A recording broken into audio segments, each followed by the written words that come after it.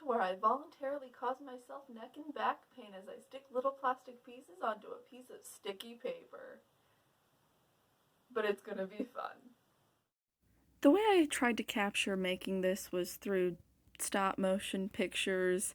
After about every hour, I just go in and take pictures, and as you can see, you can't really notice the difference, but in the lower left hand corner, you can sort of see how all of the tiny little dots get placed, because I started out with the dirt, and then I ended up going through the leaves and then the actual flowers, and then outlines, because I decided, you know what, I want to leave the color that has the most for last, because I have a smart brain that's just like, yeah, let's do 3 hours of work at the very end as I just start adding tiny pieces of black.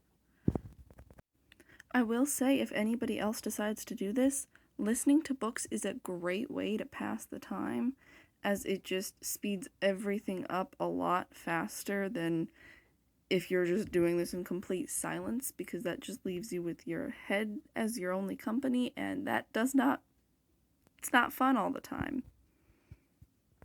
I'd say day 2 was the day that I had the most neck and back pain, just because my body was getting used to it. All the other days I was working on this, I didn't really have to worry about that, because I don't know, I just slept better or something, but it just wasn't a problem for the other days. It was mostly just day 2.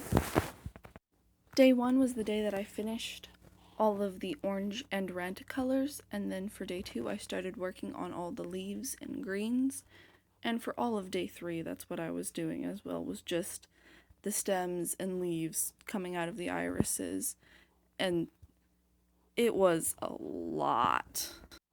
There were bright greens and dark greens and like bluish greens and like sea foam color whatever greens, and it was just greens upon greens upon greens upon greens for multiple days, and after a while it's just like, when are we ever going to do any blue color?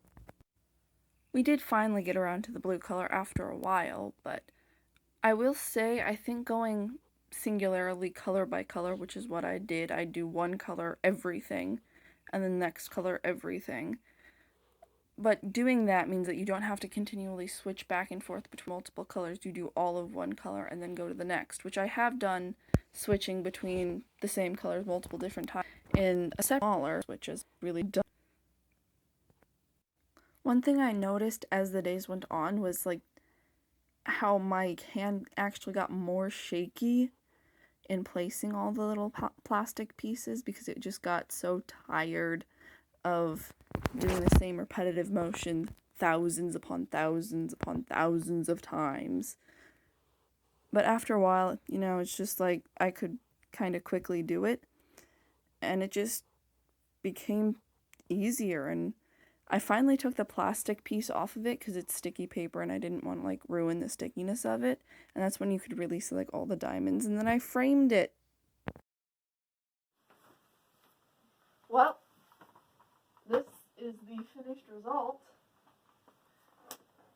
Would I do this again and cause myself pain? Yes, I definitely would. I'll probably do it yearly. But you know, it's 100% worth it.